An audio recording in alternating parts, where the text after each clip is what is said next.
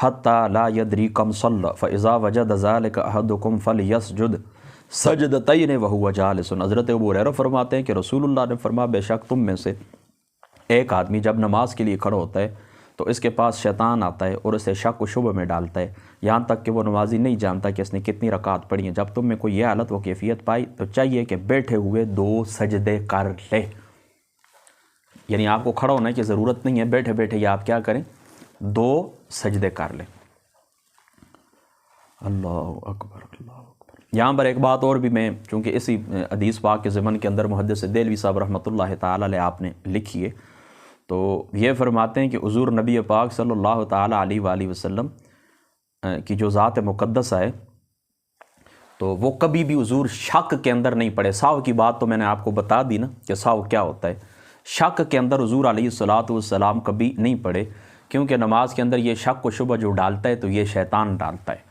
حضور رحمت عالم صلی اللہ تعالی علیہ وآلہ وسلم چونکہ معصوم ہیں تمام انبیاء علیہ الصلوۃ والسلام، لہٰذا یہ بات تو وہاں پر جاری نہیں ہو سکتی۔ البتہ اتنا ہم ضرور کہیں گے کہ حضور علیہ الصلوۃ والسلام کی ذات مقدسہ اللہ تعالیٰ کے انوار اور تجلیات کی طرف متوجہ، یعنی حضور علیہ الصلوۃ والسلام کی جو ذات مقدسہ ہے فعل کے اندر میں آپ کو بتا چکا ہوں نا، فعل کے اندر، اقوال کے اندر نہیں، فعل کے اندر جو سو ہے یہ اللہ تعالیٰ کی طرف سے طاری کیا جاتا ہے تاکہ تمہارے لیے ایک طریقہ جاری ہو جائے، اور وہ جو سو حضور کی ذات اقدس کے اوپر طاری اللہ کی طرف سے کیا جاتا ہے۔ اس لیے تو آگے حدیث پاک کے اندر آئے گا، میں آپ کو سناؤں گا کہ وہاں پر حضور علیہ الصلوۃ والسلام جس وقت وہ صحابی پوچھنے لگے یا رسول اللہ نماز کم ہو گئی ہے یا آپ بھول گئے، فرمایا نہ نماز میں کمی بیشی ہوئی نہ میں بھولا ہوں، نہ نماز کے اندر کمی بیشی ہوئی ہے نہ میں بھولا ہوں۔ تو یہ دوسری جانب یعنی اللہ تعالیٰ کی ذات اقدس جو سو تعریف فرماتے ہیں، یہ کس طرح کہ حضور کو اپنی جانب متوجہ فرما لیتے ہیں۔ اللہ تعالیٰ کے انوار اور تجلیات کے اندر حضور علیہ الصلوۃ والسلام کی ذات شریفہ کو کامل استغراق ہوتا ہے، اور اس کامل استغراق کی وجہ سے پھر فعلاً حضور کی ذات اقدس کے اوپر، یعنی حضور نماز کے اندر ہے یا کسی اور معاملے کے اندر ہے، فعل کے اندر ہے، چلو حدیث پاک کے اندر چونکہ نماز کا ہی ذکر ہے یا نماز کو ہی ایک فعل کہہ لیتے ہیں، تو اس کے اندر پھر اس طرح ہوتا ہے کہ حضور کی توجہ دوسری جانب اللہ تعالیٰ لے جاتا ہے تاکہ تمہارے لیے ایک طریقہ جاری ہو اور تمہیں اقتداء شرف، یعنی جو اقتداء حاصل ہو جائے، حضور علیہ الصلوۃ والسلام کی جو اقتداء ہے اس کا شرف تمہیں حاصل ہو جائے۔ اب آپ سمجھ گئے نا، آگے بڑھیے۔ حضرت عطاء بن یسار عن ابی سعید قال قال رسول اللہ صلی اللہ تعالی علیہ وآلہ وسلم اذا شک احدکم فی صلاته فلم یدر کم صلی ثلاثا واربعا فلیطرح الشک ولیبن علی ما استیقن ثم یسجد سجدتین قبل ان یسلم فان کان صلی خمسا شفعنا له صلاته وان کان صلی تماما لاربع کانتا ترغیما للشیطان۔ حضرت عطاء بن یسار رضی اللہ تعالیٰ عنہ یہ کون تھے؟ یاد رکھیں یہ تابعی ہیں اور ثقہ تابعی ہیں، اور یہ حضرت میمونہ رضی اللہ تعالیٰ عنہا آپ کے آزاد کردہ غلام ہیں۔ تو یہ روایت کرتے ہیں حضرت ابو سعید سے رضی اللہ تعالیٰ عنہ سے کہ رسول اللہ نے فرمایا صلی اللہ تعالیٰ علیہ وسلم جب تم میں سے کسی کو اپنی نماز میں شک لاحق ہو جائے کہ نہ جانے کہ کتنی رکعت پڑھی ہیں، 3 یا 4، تو شک کو دفع کرے اور یقین پر بنا کرے، ٹھیک ہے، یہ دوسری روایت آ گئی۔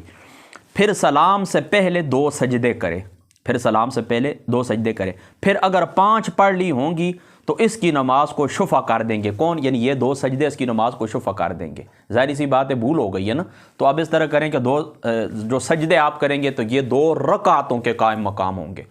تو اس طرح کیا ہو جائے گا آپ کی نماز شفع ہو جائے، اور اگر 4 رکعت پوری کرنے کو پڑی تو یہ سجدے شیطان کی ناک گرد آلود کر دیں گے، ٹھیک ہے۔ ہاں یعنی دیکھیں شیطان کو تکلیف تو ہوتی ہے، ظاہری سی بات ہے، اب آپ سمجھ گئے نا۔ تو یہ بس اس میں کوئی مشکل بات بھی نہیں ہے، چونکہ یہ پہلے میں آپ کو بتا چکا ہوں اس حدیث پاک کے اندر مختصر یعنی وغیرہ وغیرہ جو باتیں تھیں ابتدا کے اندر میں آپ کو بتا چکا ہوں، یہاں پر ضرورت نہیں ہے۔ بہرحال اتنی بات یاد رکھیں کہ اس حدیث کا ظاہر اس میں ہے کہ شک کی صورت میں عقل پر بنا کرے، شک کی صورت میں عقل پر بنا کرے کہ اس کا یقین ہے، اور طہری یعنی ظن غالب پر عمل کرے۔ جمہور ائمہ کا مذہب یہی ہے، اور امام ترمذی فرماتے ہیں کہ بعض اہل علم کے نزدیک شک کی صورت میں نماز دوبارہ پڑھے۔ اس مقام پر امام ابو حنیفہ فرماتے ہیں اگر شک پہلی بار لاحق ہو یعنی شک میں پڑھنے کا عادی نہ ہوا ہو تو طہری یعنی ظن غالب پر عمل کرے، یعنی ظن غالب پر عمل کرے۔ ظن غالب سے اگر ایک جہت کمی یا زیادتی کی متعین ہو جائے تو اس پر عمل کرے، اور زن غالب حاصل نہ ہو تو کم پر بنا کرے اور سجدہ سہو کرے، کیونکہ زن غالب پر بنا کرنا شرع میں مقرر قاعدہ اور دستور ہے، جیسا کہ قبلہ وغیرہ کے تعین میں اس کا اعتبار ہے۔ اور بخاری و مسلم میں حضرت ابن مسعود رضی اللہ تعالی عنہ آپ سے آیا ہے کہ رسول اللہ نے فرمایا، جب تم میں سے کسی کو شک لاحق ہو تو درست پہلو کے لیے تحری کرے اور اس کے مطابق نماز مکمل کرے۔ علامہ شمنی نے اس حدیث کو شرح جامع الاصول میں نسائی کے حدیث سے تحری ثواب میں نقل کیا، اور امام محمد نے اپنے موطا میں فرمایا ہے کہ زن غالب کی تحری میں بہت سے آثار آئے ہوئے ہیں، یعنی تحری کریں اور زن غالب کے اوپر عمل کریں۔ اس کے متعلق امام محمد رحمۃ اللہ تعالی علیہ موطا امام محمد آپ کی جو کتاب ہے فرماتے ہیں کہ بہت سارے آثار اس باب کے اندر آئے ہوئے ہیں، اور کہا اگر اس طرح نہ کیا جائے تو سہو اور شک سے نجات پانے کی صورت بڑی مشکل ہے، اور ہر بار نماز لوٹانے میں بڑی دقت اور حرج عظیم ہے۔ بہرحال امام اعظم ابو حنیفہ رضی اللہ تعالیٰ عنہ تینوں روایات کے اوپر آپ کا عمل ہے، اور اس کو مختلف مقامات کے اوپر میں آپ کو پہلے بتا چکا ہوں کہ اب جب زندگی میں پہلی دفعہ آپ کو اس قسم کا معاملہ سہو ہو یا شک ہو تو آپ نماز دوبارہ پڑھیں اور پھر اس طرح کریں۔ اگر بار بار اس طرح ہوتا ہے تو تواری، اور اگر تواری بھی مطلب یہ ہے کہ تواری نہیں ہو سکتی، یعنی آپ اجتہاد کرتے ہیں، کوشش کرتے ہیں، تواری پھر بھی نہیں ہو سکی، تو پھر عقل کے اوپر یعنی یقین کے اوپر آپ کیا کریں، بنا کریں، ٹھیک ہے۔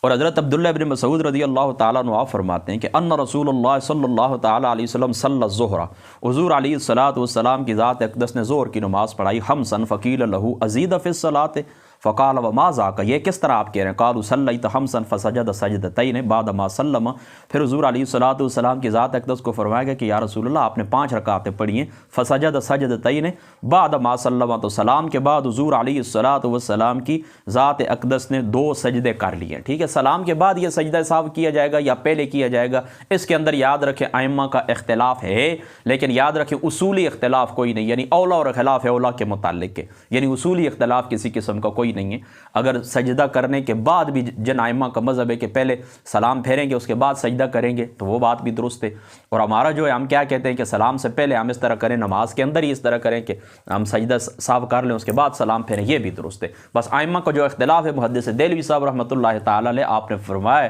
کہ آپ فرماتے ہیں کہ یہ اولا اور خلاف اولا کی بات ہے، بس سمجھ گئے نا؟ اچھا،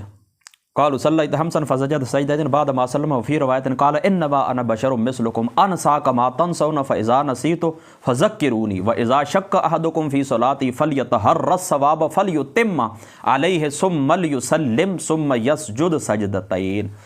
اور اسی طرح پھر آگے دوسری روایت کے اندر آتا ہے حضور علیہ السلام کی ذات اقدس نے فرمایا، وفی روایت ایک دوسری روایت کیا آتا ہے کہ میں بشر ہوں، یعنی بشر ہوں کیسا، یعنی ظاہری معاملات کے اندر کھانا پینا بشری جو معاملات ہیں اسی طرح ہی ہوں، لیکن کیا ہے میرے اوپر وہی آتی ہے نا، انما انا بشر مثلکم یوحا الی، فرق یہاں پر ٹھیک ہے ہوگا، تو کیا ہے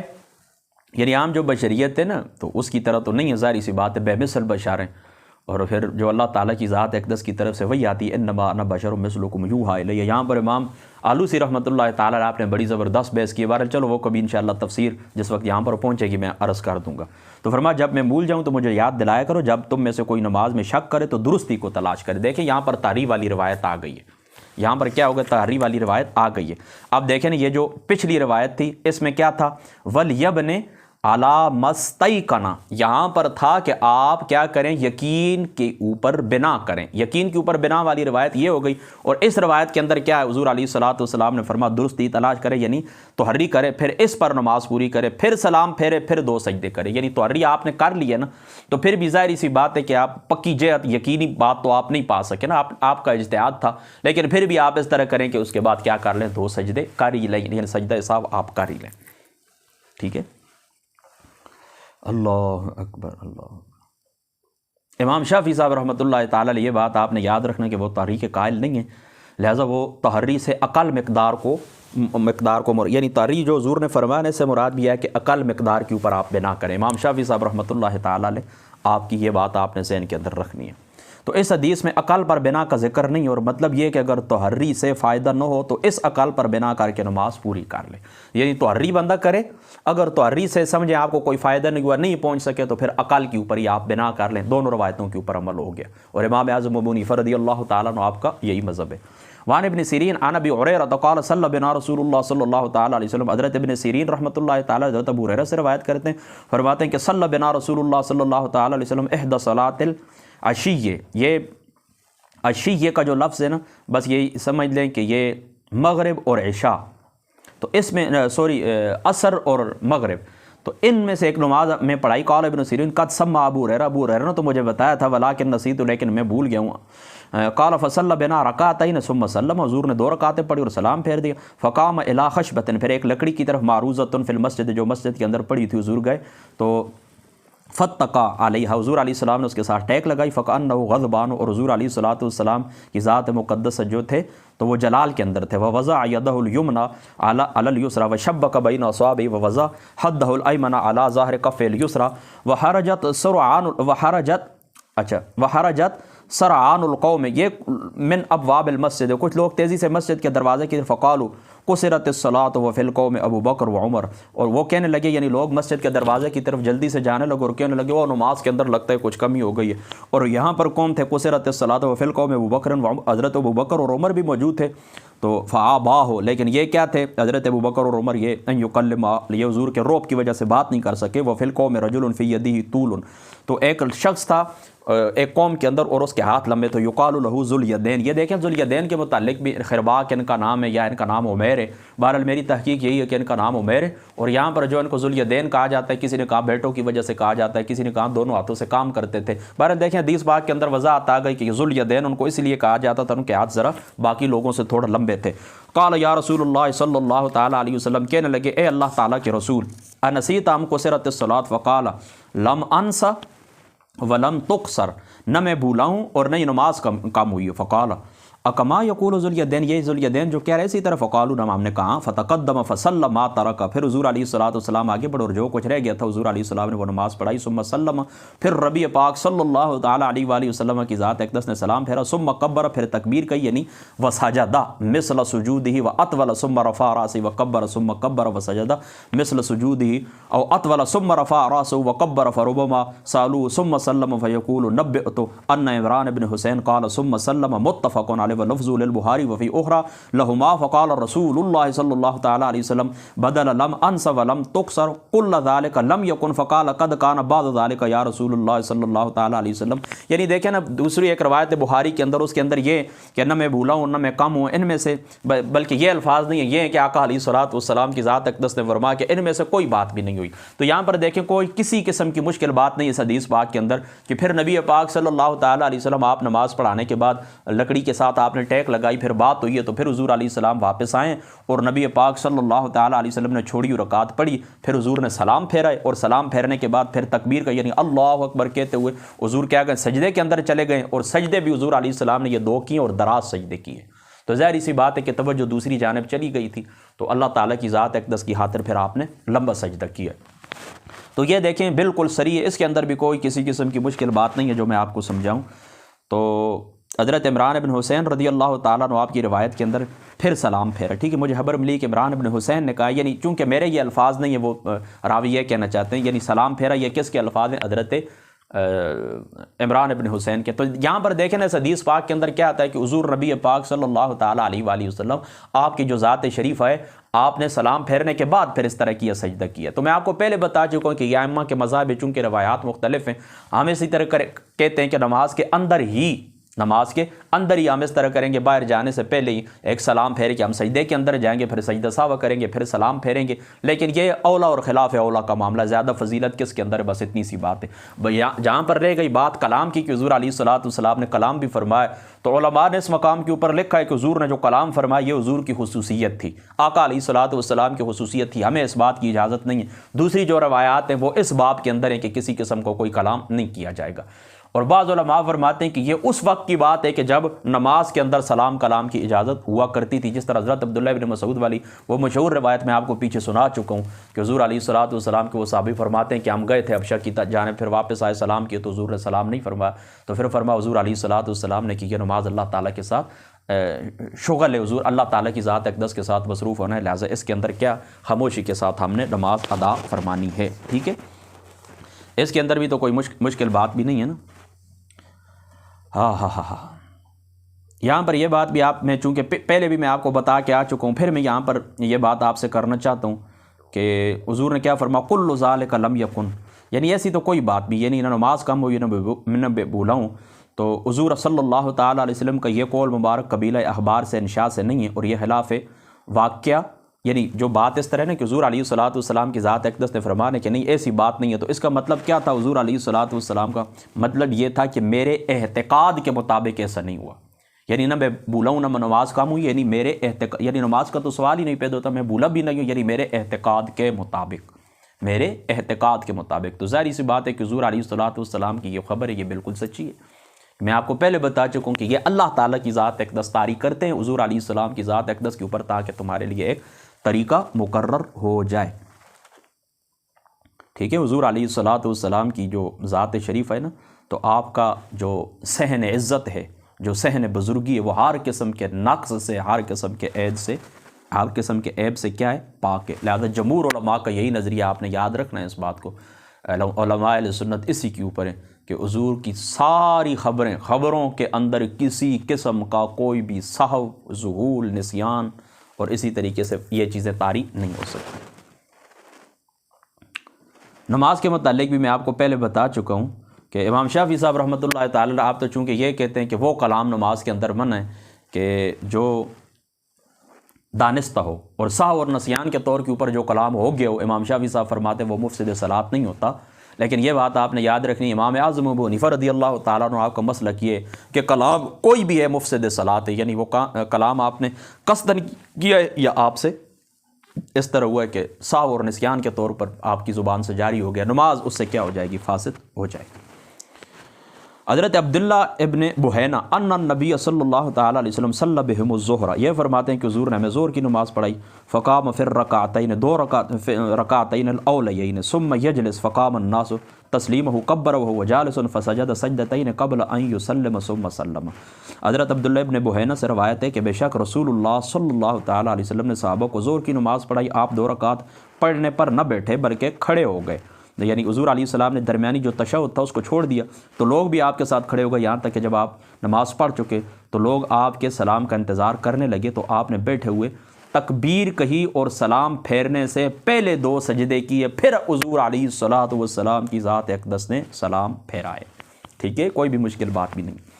یعنی درمیانی تشہد تھی نا وہ رہ گئی ہے، تو پھر حضور علیہ الصلوۃ والسلام کی جو ذات شریفت ہے وہ صحابہ کیا ہے حضور کے سلام، یعنی 4 رکعتیں اس کے بعد تو پوری ہو گئی نا، تو سلام کا انتظار کرنے لگے، تو پھر حضور علیہ الصلوۃ والسلام نے پہلے سجدہ کیا، اس کے بعد حضور علیہ الصلوۃ والسلام نے، یعنی سجدہ سہو کے بعد حضور علیہ الصلوۃ والسلام کی جو ذات مقدس ہے آپ نے سلام پھیر دیا ہے سجدہ سہو کے بعد، ٹھیک ہے۔ وعن عمران بن حسین ان رسول اللہ صلی اللہ علیہ وسلم صلی بہم، حضرت عمران بن حسین سے روایت ہے کہ بے شک رسول اللہ نے صحابہ کے ساتھ نماز پڑھی، صلی بہم فسہا، تو پھر کیا ہوا؟ حضور علیہ الصلوۃ والسلام بھول گئے، فسجد سجدتین، تو پھر حضور نے 2 سجدے کیے، ثم تشہد ثم سلم، پھر حضور علیہ الصلوۃ والسلام نے سجدہ کیا اور سجدے کے بعد تشہد حضور علیہ الصلوۃ والسلام نے پڑھی، اور تشہد پڑھنے کے بعد حضور علیہ الصلوۃ والسلام کی ذات مقدسہ نے کیا کیا؟ سلام پھیرا ہے۔ یہاں پر تھوڑی سی آپ گفتگو سن لیں، اس حدیث میں سجدہ سہو کی جگہ کی تعین نہیں ہے، البتہ تشہد کا ذکر کیا ہے، اور دوسری حدیث میں تشہد کا ذکر نہیں آیا۔ یہ حدیث احناف کے مذہب کے موافق ہے، امام احمد کا مذہب بھی یہی ہے، اور بعض مالکیہ اور شافعیہ بھی اسی پر ہیں۔ پھر اس میں اختلاف ہے کہ درود شریف اور دعا جو آخری تشہد میں پڑھی جاتی ہے، اس تشہد میں بھی پڑھے جو سجدہ سہو سے پہلے ہوتا ہے، یا اس تشہد میں جو سجدہ سہو کے بعد ہوتا ہے۔ حضرت امام کرخی جو احناف میں سے کا پسندیدہ مذہب دوسرا ہے، اور ادعیہ میں کہا گیا ہے کہ صحیح یہی ہے، اور ادعیہ کی بعض شرحوں میں کہ درست یہ ہے کہ پہلے تشہد میں درود دعا پڑھے، طحاوی نے کہا دونوں پڑھے، شیخ ابن الامام نے کہا کہ امام طحاوی کا قول زیادہ احتیاط کے اوپر مبنی ہے، ٹھیک ہے، سمجھ گئے نا آپ اس بات کو۔ تو چونکہ روایت کے اندر راوی جو ہیں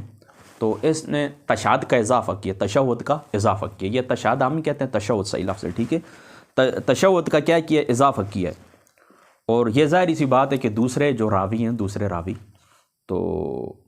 ان کے یہ مخالف ہیں، حالانکہ وہ تعداد کے اندر بھی زیادہ ہیں اور حافظ حدیث بھی ہیں. اور حاکم نے کہا کہ یہ حدیث شیخین یعنی بخاری مسلم کی شرط کے مطابق بالکل ٹھیک ہے. بہرحال ملا علی قاری صاحب رحمۃ اللہ تعالی علیہ آپ نے اس مقام کے اوپر لکھا ہے کہ ہمارے نزدیک کیا ہے، یعنی یہ اصول حدیث کے اندر یہ قاعدہ بالکل مقرر ہے. یہ بالکل اصول حدیث کے اندر یہ قاعدہ طے ہے. اصول حدیث کے اندر یہ قاعدہ طے کہ جو اکیلا راوی ہوتا ہے نا، اکیلا یعنی جو سکہ ہوتا ہے، سکہ، اس کی زیادتی کیا ہوتی ہے، قبول ہوتی ہے. اس کی زیادتی کیا ہوتی ہے، قبول ہوتی ہے. آپ سمجھ گئے نا. لہٰذا امام ترمذی رحمۃ اللہ تعالی علیہ کے یہ جو الفاظ ہیں یہ اسی متعلق ہے کہ چونکہ اس کے اندر باقی جو ثقات ہیں تو ان سے الگ یہ بات کی گئی ہے، ان کی مخالفت کی گئی ہے، تو لہٰذا سکہ کی مخالفت کیا ہے، قبول ہے. وعن المغیرہ یہ فرماتے ہیں قال قال رسول اللہ صلی اللہ تعالی علیہ وسلم اذا قام الامام فی الرکعتین، کہ جب امام کھڑا ہو جائے، فی الرکعتین، رسول اللہ نے فرمایا کہ جب امام 2 رکعتوں پر اٹھ کھڑا ہوا، اذا قام الامام فی الرکعتین فان ذکر قبل ان یستوی قائما فلیجلس، پھر اس کو یاد آ گیا، کب یاد آیا، سیدھا کھڑا ہونے سے پہلے اس کو یاد آ گیا تو فلیجلس، وہ بیٹھ جائے. وان استوی قائما، اگر وہ کیا ہوا کہ کھڑا ہو گیا، فلا یجلس ویسجد سجدۃ السہو، پھر یہ کیا کرے، پھر بیٹھنے کے اگر قریب ہے تو بیٹھ جائے. ٹھیک ہے، بیٹھنے کے قریب ہے تو بیٹھ جائے. یعنی دیکھیں نا، امام صاحب ہے نا، امام صاحب اذا قام الامام فی الرکعتین، امام صاحب آپ کو نماز پڑھا رہے ہیں تو انہوں نے اس طرح کیا کہ 2 رکعت پڑھائی ہیں فی الرکعتین. تو رسول اللہ نے فرمایا جب امام 2 رکعتوں پر اٹھ کھڑا ہوا، ٹھیک ہے، یعنی 2 رکعت والی نماز تھی تو امام صاحب اٹھ کھڑے ہوئے ہیں، تو اگر وہ بیٹھنے کے قریب ہے تو بیٹھ جائیں. یعنی اس حدیث پاک سے یہ ثابت ہوتا ہے نا کہ اگر وہ بیٹھنے کے قریب ہے بیٹھ جائیں. یہ جو تھوڑا سا اوپر ہوا ہے تو اس کے اوپر سجدہ سہو نہیں. حدیث پاک کا ظاہر یہی ہے. بہرحال احناف یہی کہتے ہیں، وہ کہتے ہیں کہ نہیں، اس طرح ہے کہ یہ جو تھوڑا سا بھی اوپر ہوا ہے نا تو اس کے اوپر بھی اس کو سجدہ سہو کرنا پڑے گا، کیونکہ اس نے بیٹھنا تھا لیکن اوپر ہوا ہے، لہٰذا وہ ترتیب کے اندر معاملہ آ گیا ہے، لہٰذا اس کو آپ سجدہ سہو کرنا پڑے گا. اور اگر سیدھا کھڑا ہونے سے قبل یاد آ جائے تو بیٹھ جائے، اگر سیدھا کھڑا ہو چکا ہے تو پھر نہ بیٹھے اور سہو کے 2 سجدے کر لے. یعنی اب اس طرح کرے کہ جائے رکعت مکمل کرے اور رکعت مکمل کرنے کے بعد کیا کرے، سجدہ سہو کر لے. بس سادی سی بات ہے. اس حدیث کا ظاہر یہ ہے کہ سجدہ سہو نہ کرے. اور ہدایہ میں کہا کہ بعض نے کہا کہ تاخیر واقع ہو جانے کی وجہ سے سجدہ سہو کرے، مگر صحیح تر بات یہ ہے کہ نہ کرے. مگر صحیح تر بات کیا ہے کہ نہ کرے. یہ کون فرماتے ہیں؟ حضرت محدث دہلوی صاحب رحمۃ اللہ تعالی علیہ آپ فرماتے ہیں. اور فرماتے ہیں یہ حدیث اس پر دلالت کر دی کہ سجدہ سہو کرنے نہ کرنے میں اعتبار پورے کھڑے ہونے اور نہ ہونے کا ہے. احناف کا ظاہر مذہب یہ ہے کہ اگر ابھی بیٹھنے کے زیادہ قریب ہے تو واپس لوٹے اور بیٹھے اور تشہد پڑھے، اور اگر قیام کے زیادہ قریب ہو چکا ہے تو واپس نہ لوٹے اور نہ بیٹھے. پھر زیادہ قریب ہونے کی تفسیر میں اختلاف ہے. بعض نے کہا اگر کمر سے نیچے کا نصف حصہ قیام کے لیے سیدھا ہو گیا تو یہ قیام کے زیادہ قریب ہے، ورنہ بیٹھنے کے زیادہ قریب ہے. بعض نے کہا کہ اگر سرین اور زانو اوپر اٹھا لیے تو قیام کے زیادہ قریب ہو چکا، ورنہ بیٹھنے کے زیادہ قریب ہے. اور بعض نے کہا کہ زانو اٹھا لینے کا اعتبار ہے. شیخ ابن الامام نے کہا کہ زیادہ قریب کا اعتبار امام ابو یوسف سے ایک روایت کی بنا پر ہے جسے مشایخ بخاری نے اختیار کیا ہے. مگر ظاہر مذہب یہ ہے کہ اگر ابھی سیدھا کھڑا ہونے کے نزدیک نہیں ہوا تو واپس لوٹ جائے. یہی قول صحیح تر ہے. سمجھ گئے؟ الفصل الثالث حضرت عمران ابن حسین ان رسول اللہ صلی اللہ تعالی علیہ وآلہ وسلم صلی العصر. حضرت عمران ابن حسین فرماتے ہیں ان رسول اللہ صلی اللہ تعالی علیہ وآلہ وسلم صلی العصر، کہ حضرت حضور علیہ الصلوۃ والسلام کی ذات اقدس نے رکعت پڑھائی ہے، نماز پڑھائی ہے عصر کی، فی ثلاث رکعات ثم دخل منزلہ، تو 3 رکعتیں پڑھائیں پھر اپنے گھر کے اندر داخل ہوگا. فقام الیہ رجل، تو ایک شخص کھڑا ہوا ان کی طرف، یقال له الخرباق، ان کو خرباق کہا جاتا ہے. وکان فی یدیہ طول، فقال یا رسول اللہ صلی اللہ علیہ وسلم، ان کے ہاتھ لمبے تھے. وہ کہنا فذکر له سنیہ، جو کچھ ہو چکا تھا انہوں نے بتایا. فخرج غضبان، حضور علیہ الصلوۃ والسلام خفگی کے عالم میں باہر آئے. یجرہ رداؤہ، حضور علیہ الصلوۃ والسلام کی چادر مبارک بھی نیچے لٹک رہی تھی. حتی انتہا الی الناس، تو حضور لوگوں کی طرف آئے. فقال اصدقہ، یہ سچ کہتا ہے خرباق، یعنی واقعی نماز میں نے 3 رکعتیں پڑھائی ہیں. هذا قالوا نعم، ہاں یا رسول اللہ. فصلى رکعتا ثم سلم ثم سجد سجدتین ثم سلم، تو لوگوں نے کہا کہ ہاں، تو آپ نے 1 رکعت پڑھی، پھر آپ نے سلام پھیرا، پھر 2 سجدے کیے، پھر سلام پھیرا. دیکھیں بالکل واضح کہ وہ رکعت جو رہ گئی تھی وہ پوری کیے، پھر حضور نے سلام پھیرا، 2 سجدے کیے، پھر حضور نے تشہد پڑھنے کے بعد کیا کیا، سلام پھیر دیا. سمجھ گئے نا؟ ثم سجد سجدتین ثم سلم، پھر حضور علیہ الصلوۃ والسلام کی جو ذات اقدس ہے۔ یہاں پر یہ یاد رکھیں نا، یہ مختلف روایات ہیں تو ان کے اندر تطبیق دینا تھوڑا مشکل ہے، لہٰذا علماء کا مختار اور پسندیدہ یہی ہے کہ یہ مختلف واقعات کے اوپر ان کو محمول کیا، یعنی یہ مختلف مقامات کے اوپر ہوا ہے، یعنی یہ ایک واقعہ نہیں ہے، یہ مختلف واقعات ہیں۔ دیکھیں نا، کہیں پر حضور علیہ الصلوۃ والسلام کا یہ آتا ہے کہ آپ لکڑی کے ساتھ ٹیک لگائے، اس روایت کے اندر آتا ہے کہ آپ گھر کے اندر چلے گئے، تو یہ الگ الگ واقعات ہیں، یعنی چند روایات ہیں، ان کے اندر تھوڑا اختلاف ہے نا، تو تطبیق دینا مشکل ہے، تو بس یوں کہا جائے کہ یہ الگ الگ واقعات ہیں، ٹھیک ہے۔ وعن عبد الرحمن بن حوف قال سمعت رسول اللہ صلی اللہ علیہ وسلم یقول من صلی صلاۃ یشک فی النقصان فلیصلی حتی یشک فی الزیادۃ۔ حضرت عبد الرحمن بن حوف سے روایت فرماتے ہیں میں نے رسول اللہ کو فرماتے سنا، جس نے اس طرح نماز پڑھی کہ اسے رکعت معینہ کے کم ہونے کا شک ہو تو وہ اتنی رکعت مزید پڑھے کہ اسے رکعت کے زیادہ ہونے کا شک پڑنے لگے، جیسے 4 رکعت والی نماز میں شک پڑ جائے کہ 3 رکعت پڑھی ہیں یا 4 رکعت پڑھی ہیں، یعنی کم مقدار پر بنا کرے، تو صورت مذکورہ میں 3 رکعت قرار دے، پس 1 رکعت اور ادا کرے یہاں تک کہ اسے شک پڑے کہ 4 رکعت ہو گئی ہیں یا 5۔ اس احتمال کے بنا پر نفس الامر میں 4 رکعت اور یہ 5ویں رکعت ہو، یہی معنی ہے کہ حضور صلی اللہ تعالیٰ علیہ وسلم کے قول مبارک کا کہ اتنی رکعت زیادہ پڑھے کہ مقررہ مقدار سے زیادہ پڑ جانے کا شک ہو۔ واضح ہو کہ حضور علیہ الصلوۃ والسلام کی ذات شریفہ کو چند مقامات کے اوپر یہ معاملہ ہوا ہے، یعنی سو والا معاملہ ہوا ہے جو اللہ تعالیٰ نے طاری کیا ہے۔ اول قاعدہ اولا میں جیسا کہ حضرت عبد الرحمن ابن بحینہ رضی اللہ تعالیٰ عنہ کی حدیث میں وارد ہوا ہے۔ دوم آخری دو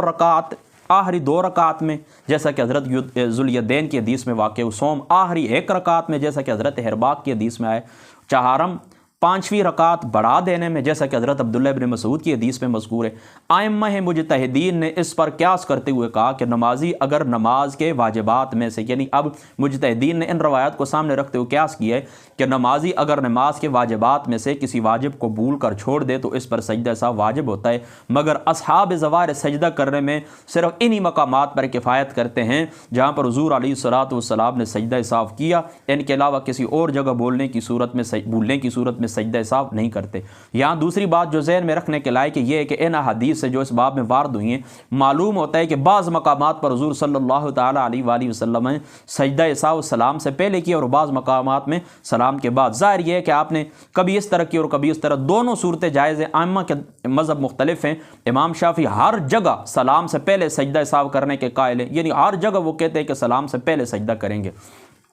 اور ان احادیث کو جو سلام سے پہلے سجدہ سہو کے بارے میں وارد ہوئی ہیں راجح قرار دیتے ہیں، بلکہ وہ یہ دعویٰ کرتے ہیں کہ جو حدیث بعد سلام میں وارد ہوئی ہیں وہ منسوخ ہیں، اور کہتے ہیں کہ آخری فعل جو حضور علیہ الصلوۃ والسلام سے مروی ہے سلام سے پہلے سجدہ سہو کرنے کا ہے، مگر ان کا یہ دعویٰ ثابت نہیں ہو سکتا۔ اس کے برعکس امام اعظم ابو حنیفہ ہر جگہ سلام سجدہ سہو کرنے کے قائل ہیں، بعد سلام سجدہ سہو کرنے کے قائل ہیں، کیونکہ اس بارے میں کثرت سے احادیث وارد ہیں اور قوی بھی ہیں۔ صحیح ستہ میں حضرت عبداللہ ابن مسعود سے مروی ہے کہ رسول اللہ سلام کے بعد سجدہ سہو کرتے تھے، اگرچہ حضرت عبداللہ ابن بحینہ سے بعد سلام بھی وارد ہے، جیسا کہ شیخ ابن الحمام رحمۃ اللہ تعالیٰ علیہ نے ذکر کیا۔ اس طرح ابو داؤد، ابن ماجہ، احمد عبد الرزاق نے حضرت صوبان سے روایت کی کہ رسول اللہ نے فرمایا لکل سہو سجدتان بعد ما یسلم، یعنی ہر سہو کے لیے بعد سلام 2 سجدے ہیں۔ جب حضور علیہ الصلوۃ والسلام کی ذات اقدس نے فرما دیا تو حضور کا جو قول ہے وہ فعل سے زیادہ قوی ہے، جیسا کہ اصول فقہ کی کتابوں کے اندر یہ بات بالکل واضح ہو چکی ہے۔ علامہ شملی نے کہا کہ یہ قول صحابہ کی ایک جماعت سے منقول ہے، یعنی یہ لکل سہو سجدتان بعد ما یسلم یہ صحابہ پاک کی ایک پوری جماعت سے منقول ہے، جیسا کہ حضرت سعد ابن ابی وقاص، حضرت عبداللہ ابن مسعود، حضرت عمار ابن یاسر، حضرت ابن عباس، حضرت ابن زبیر رضی اللہ تعالی عنہم۔ حضرت امام مالک رحمت رضی اللہ تعالیٰ عنہ فرماتے ہیں کہ جہاں سجدہ سہو نقصان کی تلافی کے لیے ہو وہاں سجدہ سہو سلام سے پہلے ہوگا۔ امام مالک کیا فرماتے ہیں؟ جہاں سجدہ سہو نقصان کی تلافی کے لیے ہو، جہاں سجدہ سہو نقصان کی تلافی کے لیے ہو وہاں سجدہ سہو سلام سے پہلے ہوگا، اور جہاں زیادتی کی بنا پر سجدہ سہو لازم ہے وہاں سلام پھیرنے کے بعد کیا جائے گا، اور اگر نقصان اور زیادتی کی دونوں صورتیں جمع ہو جائیں تو اس صورت میں قبل سلام یعنی سلام سے پہلے ہی سجدہ سہو کیا جائے گا۔ یہ حضرت امام مالک کا۔ اچھا، مزنی اور ابو ثور جو ائمہ شافعیہ میں سے اسی قول پر ہیں، اور ابن عبد البر نے کہا کہ امام مالک کا قول نظر امام مالک کا قول نظر عقل کے موافق ہے، کیونکہ نقص اور کمی کی صورت میں نقصان کی تلافی مقصود ہوتی ہے، اس لیے چاہیے کہ سجدہ سہو اصل نماز میں داخل ہو، اور زیادتی کی صورت میں ابلیس کو ذلیل کرنا مقصود ہوتا ہے۔ مگر ان کی یہ بات محل نظر ہے، اور امام احمد رحمۃ اللہ تعالیٰ علیہ کا مذہب یہ ہے کہ ہر وہ جگہ جہاں پر رسول اللہ نے صلی اللہ تعالیٰ علیہ وآلہ وسلم نے حضور علیہ الصلوۃ والسلام کی ذات مقدسہ نے سلام سے پہلے سجدہ سہو کیا، وہاں سلام سے پہلے سجدہ سہو کرنا چاہیے، اور جہاں سلام کے بعد سجدہ سہو کیا وہاں سلام کے بعد سجدہ سہو کرنا چاہیے۔ علماء نے کہا کہ یہ قول زیادہ قوی اور درستی کے زیادہ قریب ہے، یعنی جس طرح آقا علیہ الصلوۃ والسلام نے نماز کے اندر جو سہو ہوا ہے اور جس طرح ہوا ہے، کمی ہوئی ہے، زیادتی ہوئی ہے، تو سلام کے بعد سجدہ ہوا ہے، سلام سے پہلے بس اسی مقامات کے اوپر بالکل اسی جگہ کے اوپر رکھنا چاہیے۔ امام احمد سے نقل کیا گیا کہ رسول اللہ صلی اللہ علیہ وسلم سے اس بارے میں کوئی چیز مروی نہ ہوتی تو ہم کہتے کہ سجدہ سہو سلام سے پہلے کرنا چاہیے۔ واضح ہو کہ یہ اختلاف جو مذکور ہوا سجدہ سہو بعد سلام کیے جائے یا سلام سے پہلے، افضلیت و اولویت میں اختلاف ہے، اصل جواز میں اختلاف نہیں ہے، یہ بات میں آپ کو پہلے بھی بتا چکا ہوں۔ اس بات کی تصریح ائمہ اربعہ کی کتب میں مذکور ہے۔ باقی رہی یہ بات کہ سلام ایک طرف ہے یا دونوں طرف، تو قول اول امام محمد کا قول ہے، اور فخر الاسلام کا مختار و پسندیدہ قول بھی یہی ہے، اور کہا کہ اپنے سامنے کی طرف سلام کہے، اور کہا گیا کہ دائیں جانب سلام کرو، اور ہدایہ میں کہا کہ زیادہ صحیح ہے کہ دونوں جانب سلام کہے۔ امام شمس الائمہ رحمۃ اللہ تعالیٰ علیہ کا مختار و پسندیدہ یہی قول ہے۔ پھر اس میں بھی اختلاف ہے کہ سجدہ سہو کے بعد تشہد ہے یا نہیں، جو مذکور ہوا واضح حدیث میں مذکور ہے، اور احناف کا مذہب یہی ہے، جیسا کہ میں پہلے آپ کو بتا چکا ہوں کہ پسندیدہ یہی ہے کہ یہ پڑھ لیا کریں، ٹھیک ہے، یعنی تشہد بھی آپ پڑھ لیں، درود پاک بھی پڑھ لیں، اس کے بعد کیا کریں۔